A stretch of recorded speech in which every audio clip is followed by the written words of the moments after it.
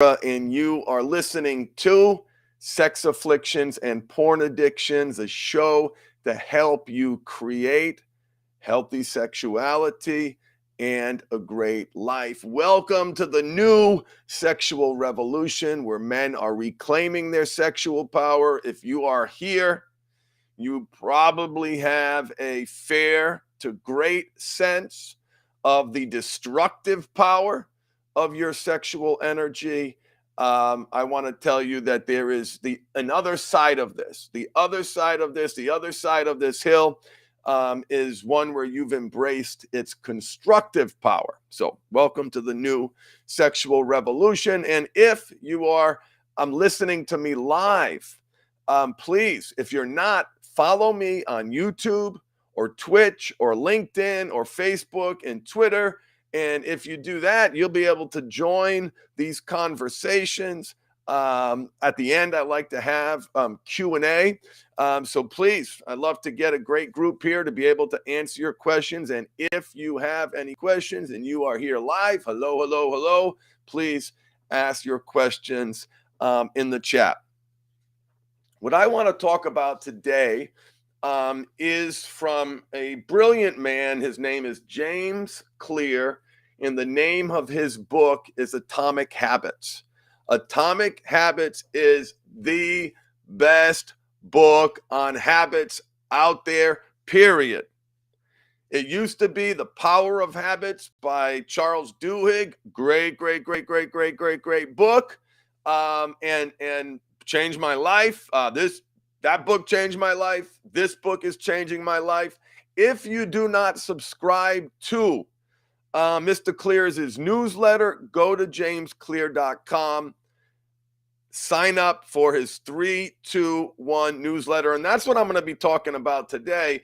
I was reading what he wrote and I was inspired to say, hey, this is really great. I want to share with you guys that this resource. I love sharing resources that impact me. I hate getting on somebody's list and just receiving garbage. And you know how your inbox look like if it's anything like mine. Hey, Rob.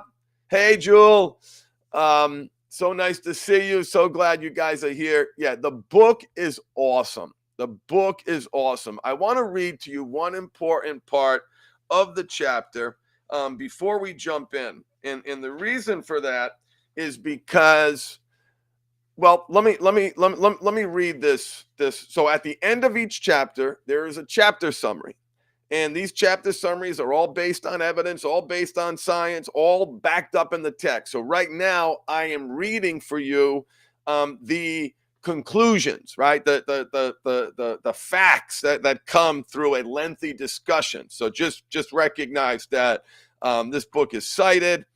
Anyway, phenomenal book. I'm talking about chapter 2 here, and where the title of that chapter is How Your Habits Shape Your Identity and vice versa. How your identity shapes your habits. And I've got to tell you, I have great reverence and respect for you brothers who are out there going to your 12-step meetings and working so hard to be sober. I salute you. I honor that journey. And there's a subset of people in that community who do not get value from the label sex addict and porn addict. In fact, that identity hurts them. That identity keeps them too focused on the the break a habit part of the equation. The identity that you want going forward is not a lifetime sex addict or porn addict, or I respect why someone can say that. Your identity has to be connected to the make a habit part of the equation, which is I am a man who prioritizes sexual health. I am a man of integrity. I prioritize sexual health. I am a sexually healthy man, right? That's the identity. So let me read you this chapter. Then we're going to get into that 321 newsletter. And like I said, sign up at jamesclear.com. Great resource. It'll really, really help you. And if you're here live, hello, and put your questions in the chat. So here's what Mr. Clear says at the end of chapter 2. There are 3 levels of change. Outcome change. I'm sober is an outcome change. Process change. Here's the things I'm doing to create that outcome. Process change and identity change. An example of identity is I am a sex addict, which I believe is ultimately harmful long-term for most people, or certainly it's the people who find their way to me. Why? Because the most effective way to change your habits is to focus not on what you wish to achieve, but on who you wish to become. Your identity emerges out of your habits. Every action is a vote for the type of person you wish to become. What is the type of person that you wish to become? Becoming the best version of yourself requires you to continuously edit your beliefs and to upgrade and expand your identity. Upgrade and expand your identity. The real reason habits matter is not because they can get you better results, although they can do that, but because they can change your beliefs about yourself. So if you do have a deeply entrenched identity around I am a sex addict, I am a porn addict, oh, there's something about that I am that just drives me crazy. Ask yourself, is it helping you? Is it keeping you anchored or tethered to an identity that has you tied to the break a habit part of the equation? Without any focus and identity on the make a habit part of the equation. I want you to think about that. Think about that and see how it feels. See how I am a porn addict. I am a man who prioritizes my sexual health. See how it feels. See how that addict label feels and compare and come up with your make a habit identity. That's really the assignment from chapter 2. And when and I'm going to go through the 321 newsletter that James sends out every week. And I'm going to go through one of them. If I'm not inspired, I'm not going to do it. But here's a couple things.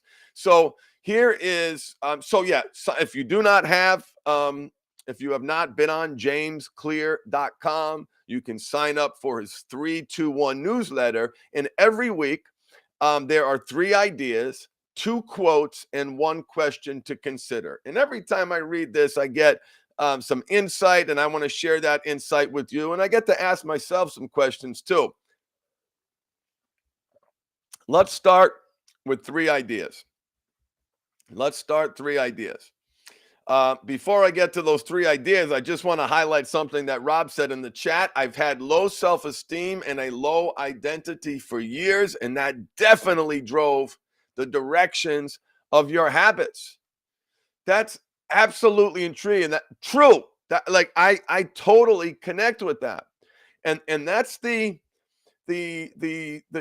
real academic, educated people far more qualified than I am who criticize that model, like physicians and psychologists and licensed marriage and family therapists who criticize that model. One is that it grossly misrepresents the true issues.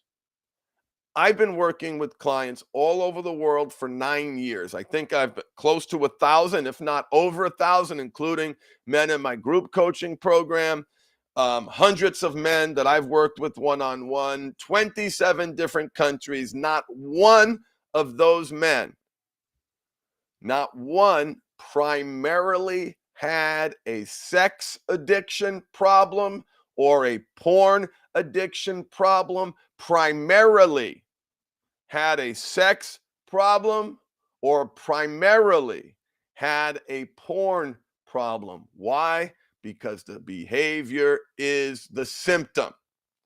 So think about that identity. Think about what that means to you, and think about what your make a habit identity should be. And if you're listening to me now, put it in the chat. Let me see what your positive identity feels right for you. Identity is so important. Habits plus belief systems equal identity. And for those of you who have just joined, welcome. We're talking about James Clear's book, Atomic Habits, the best book on habits. I promise you, it will change you. So let's get to, we're going to go through 3 ideas, 3 quotes, and 1 question to consider this week from James's weekly newsletter. This is not me. This is his. Sign up for that newsletter. I get great value, and I predict that you will too. Here's one. The climb is the fun part. The climb is the fun part. When I read that, I asked myself the question, that's certainly not always true. It certainly doesn't feel always true. However, it is the perspective that I want to have. Life is hard. Life is challenging. As you continue to grow, you will see that your joy is experienced in contrast to your pain and suffering. And if you live a life where you have gratitude, where you are climbing towards something, right? Because if you're stuck in a dead-end job, please, enough with the platitudes of the climb is the fun part. Yes.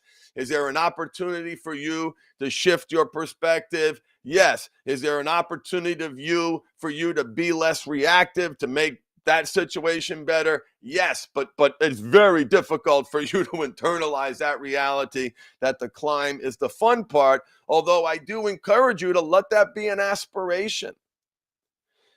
You're going to be challenged. You are going to experience pain, and you are going to experience loss. We had a client's dog died recently. You may have heard me talk about this. Beautiful man who I love dearly. His name starts with a K. And his dog died, Nitro. And man, he comes on the call and he is broken. He is broken. And this poor man's beautiful animal who has been with him through his separation, his divorce, to his loneliness, to his mental breakdown, through his addiction, through his recovery, through his transformation. And this beautiful animal passed away of old age. And I, as a dog owner myself, and as someone who has bonded with my dog in a very deep emotional way, if you know anything about the internal family systems model, I treat my dog like I wanted my inner child to be treated. I talk to my dog like I wanted to be spoken to as a child. He's a little dog and he's well disciplined, but it is, and I approach him with my hands out so he knows that, and this is just in my head, my hands out, hands are safe. Hands are for good touch. Hands aren't for violence. Hands aren't for hurting. So I have this my dog has helped me do a lot of my trauma work. So I've got a deep connection with Kelly. And I, oh God, the thought of losing my dog is devastating, but my dog is going to die. People close to you are going to die. And here's the thing. I went off on a rant during this call, and I'll never forget it. I'm so grateful for Kelly. I get choked up thinking about that moment. And we're close enough, and he knows where my heart is. So I was able to say, and I'm not going to do it justice. It was just, God, this was just absolutely beautiful. I said, I said, here's the Hallmark card. This is how I said, here's the Hallmark card that truly reflects the experience that you're having. And we're talking about someone's pet who died. I said, you open the Hallmark card.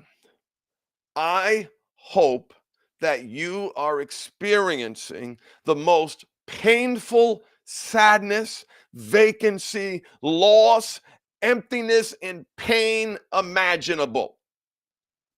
I hope that this loss is devastating to you and you're wondering how you can move on. I hope that you are weeping because of your loss. See, here's the thing.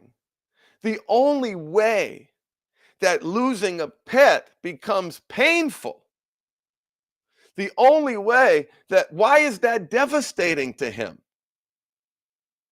Why is it devastating to him? It's devastating him because he has experienced the true love of a pet. He has connected with that animal in such a powerful way. If he didn't connect with that animal in such a powerful way, he'd, you know what I'm saying? The pain and the suffering comes from the connection. It is the other side of that connection. The climb is the fun part. And having that perspective and being able to understand your suffering in perspective can bring you great value. Like I said, if you're stuck in a dead-end job, perspective and climb is the fun part. Yeah.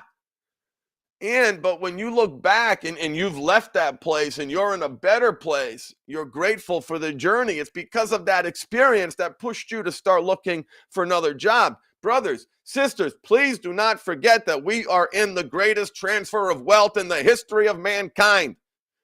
There has never been a better time for you to monetize what you're great at, to get another job, to work someplace who needs your skill set someplace else. There has never been a better time. The climb is the fun part. The second remark is more around the business side. And here's what he says. And I'm going to give you some perspective on this.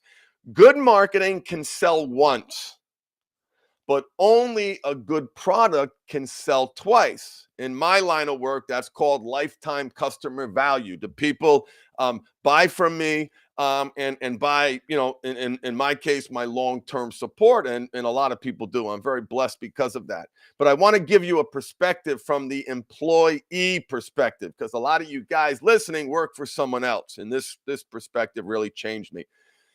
Let me read the quote. Good marketing can sell once, but only a good product can sell twice. In the long run, your performance reverts to the value that you provide. The question that I have for you is, what is the value that you provide? And right now, I'm going to share with you one of the best pieces of advice I had gotten from somebody. And for brothers who are here listening, let me know in the chat if you are an employee or if you own your own company. Here's the thing about employees, okay? When you're the employee, you're in the one down power dynamic. Yes, boss, I'm going to do what boss says. You feel disempowered. You've got watching you, someone scrutinizing your every move. Maybe you feel small, but this perspective will change you. Do not ever see yourself as an employee. Instead, see yourself as an independent contractor, an entrepreneur presently with one client. You are selling your services to one client. You are an entrepreneur. You are a business owner. You are an independent contractor where you have sold your services to this company, and as a result, you've outsourced human resources, you've outsourced payroll, you've outsourced how the insurance, blah, blah. You've outsourced all those responsibilities. And here's what happened when you put yourself, hey, I'm an independent contractor. I've got one primary client, my boss, and I've got other key stakeholders that I work with, my employees and other bosses and other people in the company. These are my clients. This is my I am an entrepreneur selling my services to one business and one client being my boss, because when you do that, it has you focused on value, the value that you can provide. And you may find that, hey, there's a hole over here where I can provide more value. Because what happens is, as an employee, you stay in this narrow little box. When you start to think of yourself as an independent contractor, you start to see opportunities differently. And you don't feel like you're in that one down position. Again, you're an independent contractor, a business owner, a sole proprietorship with one customer and one key customer being your boss. Think about that perspective. And if love to talk about it next time. It completely changed me. It really, really helps my clients. I hope I did justice in explaining that concept. But in summary, if you are an employee, think of yourself as an independent contractor. Focus on the value that you provide to that employer and that person, that your client, and ask yourself, is there another place where my value would be better received, or where I can provide more value elsewhere? Yes, you take ownership of every project, and it just, listen, try it over the next few days. We got Rob and Jay. Just try it. You know, Rob's on disability. Eventually, you want to own your own business. Well, there is no better time. There is no better time to put yourself out there, brothers. This is the era of the side hustle. And I've seen so many people side hustle because they're primary, because you're not just selling to your local geographic area. You're selling to the entire world. There are amazing, amazing opportunities, and you will be better at finding those opportunities if you refer to yourself as an independent contractor. Here's the next one. Motivation comes and goes. If you want to do something consistently, then don't pick a level of difficulty that requires great motivation. Make it easy enough and simple enough that you'll do it even when you don't feel very motivated. Motivation comes and goes. If you want to do something consistently, then don't pick a level of difficulty that requires great motivation. Make it easy enough and simple enough that you'll do it even when you don't feel very motivated. Some of my favorite advice. This is my favorite advice. I love giving it. I love the look on clients' faces when I give it to them. I see their head tilt and they lower the bar, right? So they've been failing. We've set a goal for themselves. They're failing. They're unable to do X amount of exercises. They're unable to practice mindfulness every day for 10 minutes. They're failing. Lower the bar. Lower the bar, because when you do that, you embrace the principle of Kaizen goal setting. Kaizen goal setting turns the whole attainability component of a SMART goal, and a SMART goal is specific, measurable, attainable, the big A, relevant, and time-bound. Relevant to your strategic plan and time-bound. There are a couple of different versions of the R, but I use relevant. Specific, measurable, attainable, relevant, and time-bound. That's a SMART goal. Where most people fail is attainability. So they hit a low point, and you know, typical in my world, right? Someone hits a low point. There is a crisis. They're gonna stop doing something. Wait, hold on. I understand your wife is angry. I understand there is suffering. I understand there is pain. But you've been doing this habit since you were a child, every day, 365 days a year, and it has become your primary numbing, coping, and escaping strategy. And I get it. You want zero, and I want you to accomplish that goal. And let's set a B goal. Let's set a B goal, because, see, I have to create like a feedback loop, which says, hey, I didn't accomplish my primary goal. I hit my secondary one. Good. Let's build on that. So, so, so important. Kaizen goals will change your life.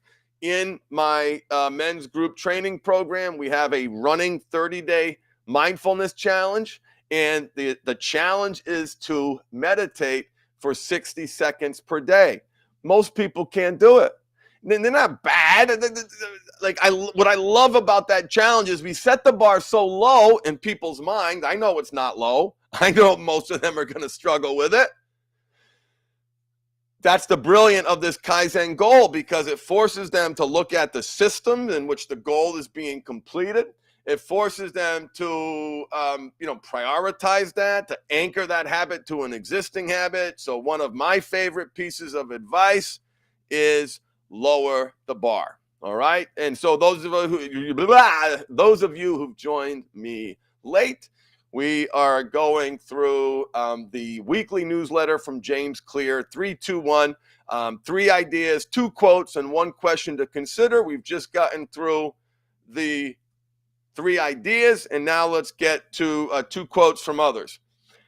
From Adam Grant, who is a psychologist and author on criticism. Criticizing is easy and fast. Creating is difficult and slow. The 2 hours you spent on a book or movie usually took 2 years to produce. Anyone can tear down someone else's work. The true test of insight is whether you can help them improve it or build something of your own.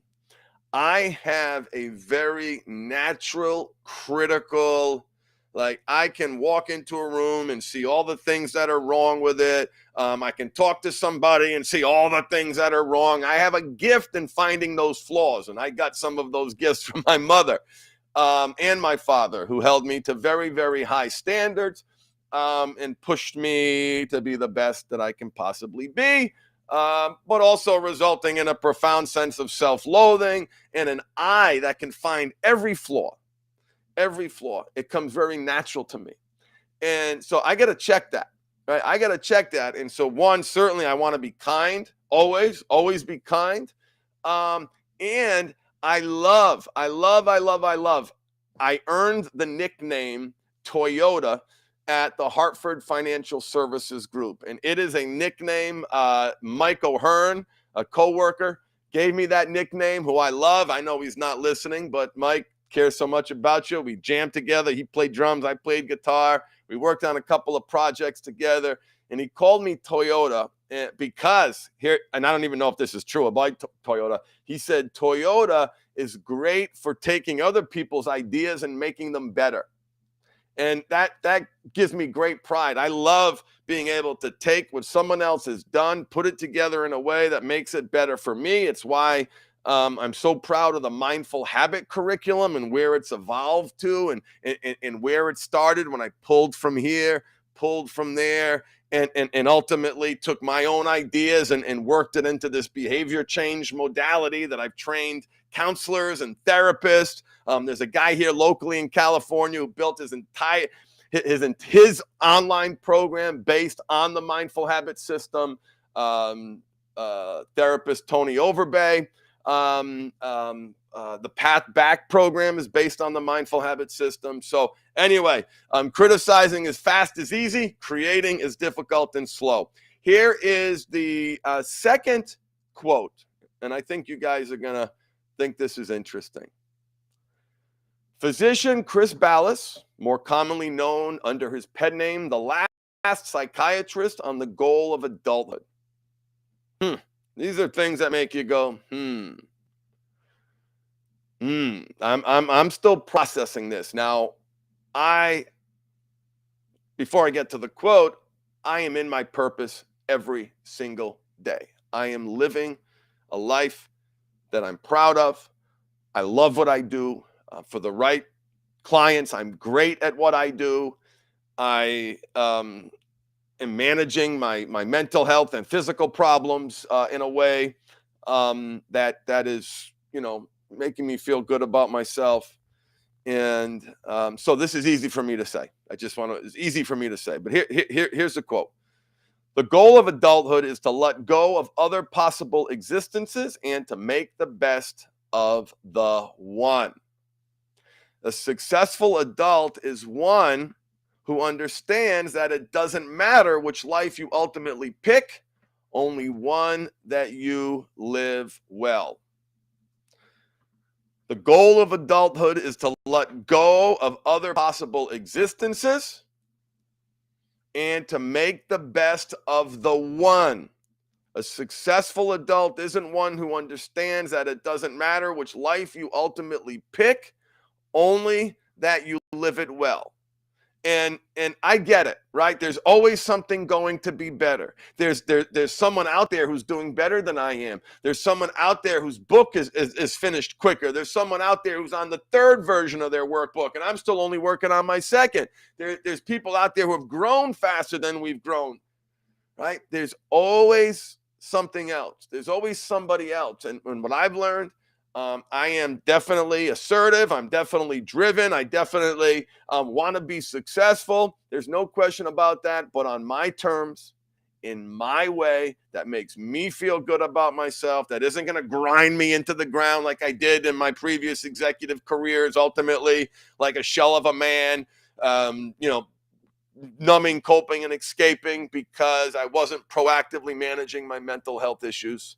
So this is an interesting quote. I think it is, and I invite you to, because within it there's gratitude, right? Gratitude for what you do have, gratitude for the life that you do have, knowing that there's always someone else who has it worse. And within that doesn't mean to stay stuck in a situation that sucks. That doesn't mean that you unnecessarily suffer and stay in a job that like literally could care less about you and is grinding you into the ground. As Rob in the chat says, the cure is the aggressive pursuit of a great life. My truth. That is my truth. Go look at my clickbait video on YouTube, The Cure for Sex and Porn Addiction. I'm not changing the title because it's my truth. The cure is the aggressive pursuit of a great life. So think about this. Think about this. Be grateful for where you are and where do you want to go, right? Where do you want to go? Here's a question for you. This gets to feeding the right wolf. And for those of you who've joined me, Rob and Jewel, who else we got here? Say hi in the chat. I'd love to hear your answer to this question. And you guys can join me. I'm going to put this link in the chat. No, you know what? I haven't done that yet. Let me research what this is. But if any of you guys are interested in joining me anonymously, asking me questions, I would absolutely love that. It'd be part of like a radio show. I've seen other people doing it really, really well. There's a part of me that's afraid because we're live, and you can imagine some of the questions that I get and the pranks that I get. I actually, I think, should add a segment to the show. No, because I was gonna say I should add a segment to the show on the pranks that I get, but what behavior would that incentivize, right? More pranks, and I don't want to deal with that. My support, I don't want them dealing with that either. All right, so one question for you. What is one of your natural gifts? How can you spend more time leveraging it? What is one of your natural gifts? How can you spend more time leveraging it? My natural gifts is helping people understand and process their trauma and help them heal their trauma. Help them build on that amazing work that they did in therapy and provide them with a practical perspective to connect with those wounds, treat those wounds, and sustainably. It's not a one-time event. That's my gift. That's my gift. And when we, as a business, and we've been, growing over the course of the past 9 years, there was a time when I was doing everything, literally everything everything. There are so many different systems that are required to make this machine run. As we've gotten bigger, those systems have gotten more complicated. I have coaches that work for me now. I have a tech guy that's like half-time that works for me. My wife runs the operation. And when we took those responsibilities away from me, one, I was better. I couldn't do it. I was grinding myself into the ground. I have to focus on what I do best. So what do you do best? What do you do best? Rob's, one of his natural gifts are encouragement, listening, and compassion. Yes, yes, yes, yes. And when you find that gift, now listen, not everyone is in a place where they can monetize that gift, where they can, maybe there are certain attributes of that gift that they use in their professional lives, but understanding those gifts, both personally too, and professionally, helps you feed the right wolf, helps you find jobs that reward those gifts.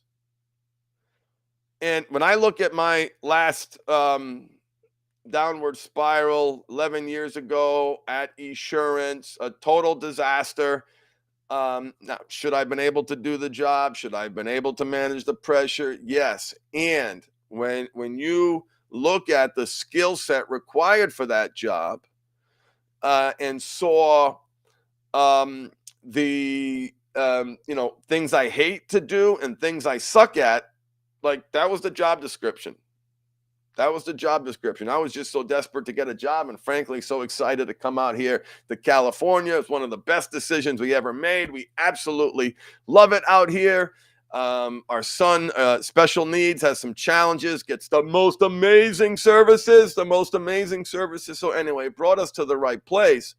But understanding those gifts is really, really important to help you tap into your purpose, to help you monetize that gift, if that's possible. And Rob's talking about started his own podcast. Put the title in the chat, man. I'd love to hear it and check it out. Congratulations.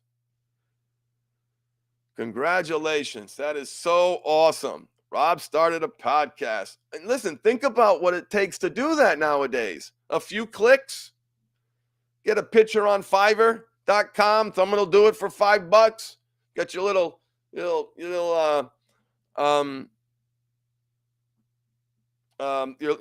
little image for your podcast. Boom, boom, boom. Like, now you got to promote it and you got to put the right words in so people find you.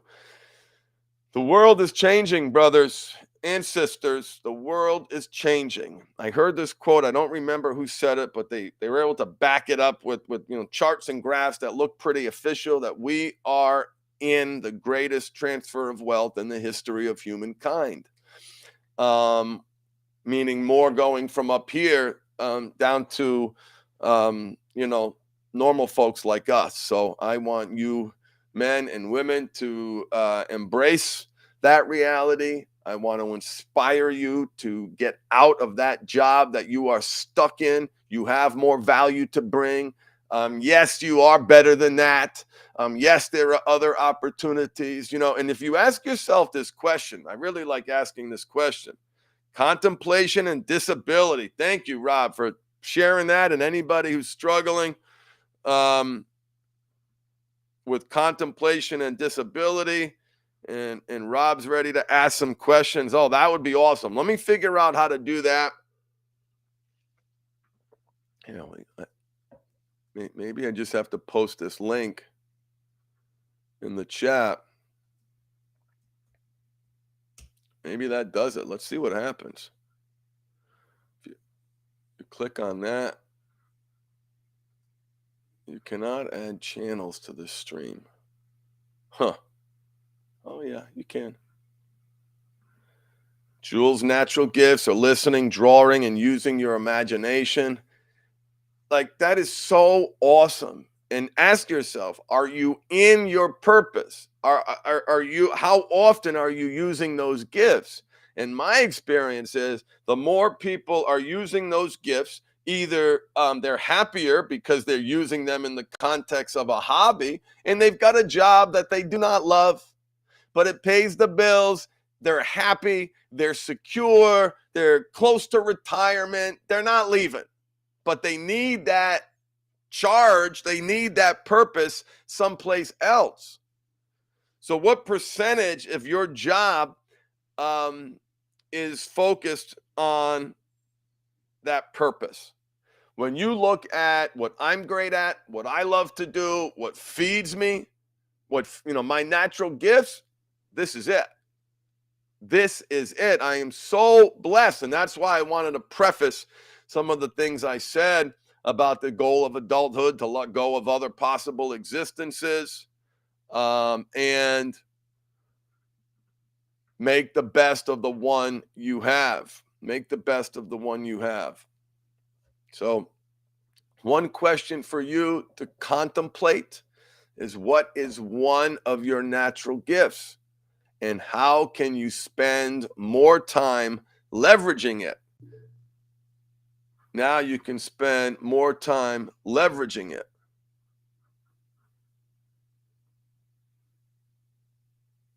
All right, let's do this. I think we are going to have our first guest. Hey, what's up, Rob? Hey, Coach Greg, it's nice to be on here with you. Wow, my first live guest. So nice to hear from you, man. Where are you calling from? I'm calling from New York, upstate.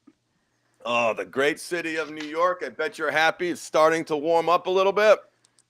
Yeah. The weather is definitely getting nicer, which is really nice. Awesome. What hit you, and what some of the things I talked about today? Did anything land a little closer to home? And Definitely the identity part really hit home for me. It's because just for years I kind of had just a low self-esteem and identity, and it's something that I kind of always struggled with, and so that definitely hit home. what was that?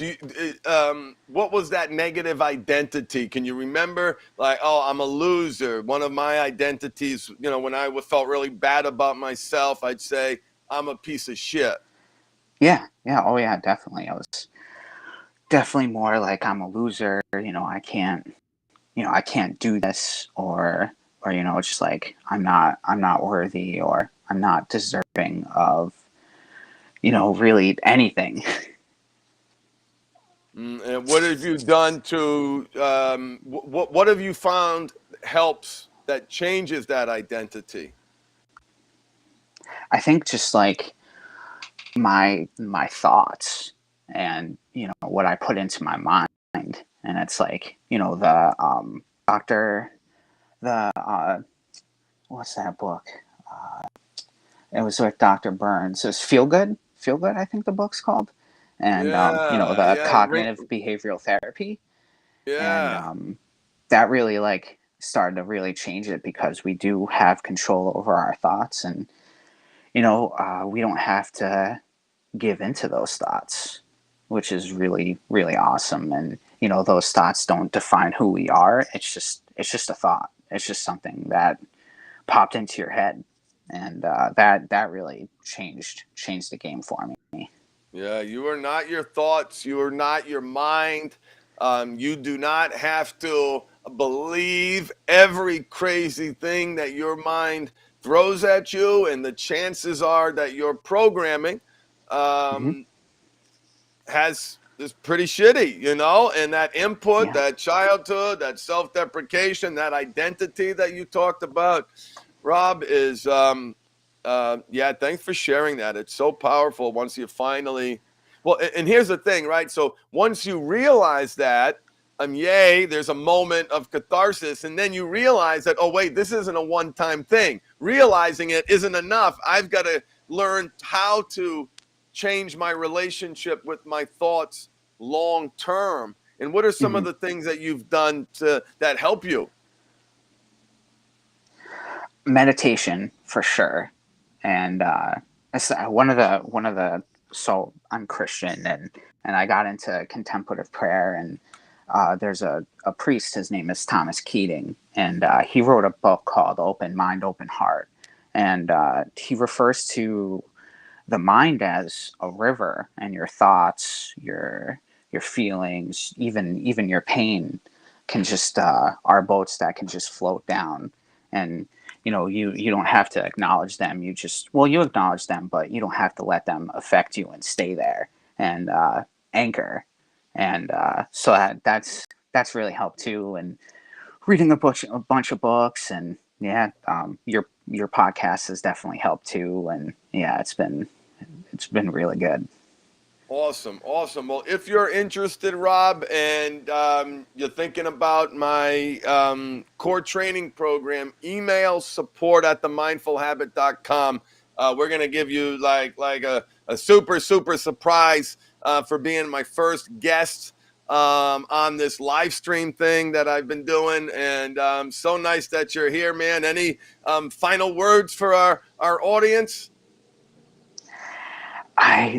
Just keep going and keep aggressively pursuing the great life, and know that you're eventually going to get there, and the hard work is absolutely going to pay off. Thank you so much, Rob. Such wise and sage advice. You're going to get there. And then once you do, you'll learn that you have to take steps to stay there. So, this identity that we talked about, if you didn't catch the beginning of the show, please check it out. I read the chapter summary for chapter 2 of the great book, Atomic Habits. If you do not have Atomic Habits, this is a mandatory read in my next level program for my one-on-one clients and my group clients. It's that important. It really, really is. It'll change the way that you think about your bad habits, and it'll really accelerate this concept that we talk about here, is how these bad habits are actually serving a purpose and are meeting a need. And his habit cycle, which I really want you to take a look at and study, is Q, which is the trigger, craving, the desire for whatever it is, the cookie, the sex, the drug, the gambling. Then there's a response that we have, and then we get it, we get a reward.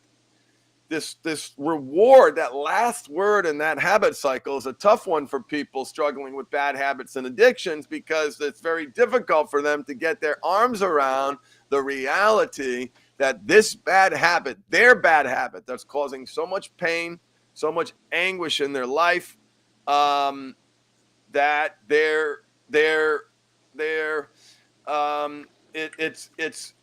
don't realize that it's meeting a need, that it's serving a purpose. And that need is, likely gone back to programming in childhood. So please, please, please check out the book, Atomic Habits. Go to jamesclear.com and sign up for his 3-2-1 newsletter. He sends it out every Thursday. There's one coming out today, and if I really like it, I'm going to do another one of these. I want to thank Rob for joining me on my first live stream broadcast. And if you are out there and you're interested in getting some feedback, and you want to talk about your problems and you need some feedback, join me here. Eventually, I will get into a schedule. I'm not there yet, so I apologize. Please forgive me. So you got to follow me on YouTube, Facebook, Twitch, LinkedIn, or Twitter, so you get notified when I go live. Thank you so much, Rob, for joining us, and thank you, everybody, for being here. Wish you the best, and embrace your power of choice and feed the right wolf inside you. Make it a great week, and have an awesome weekend, everybody. Bye-bye.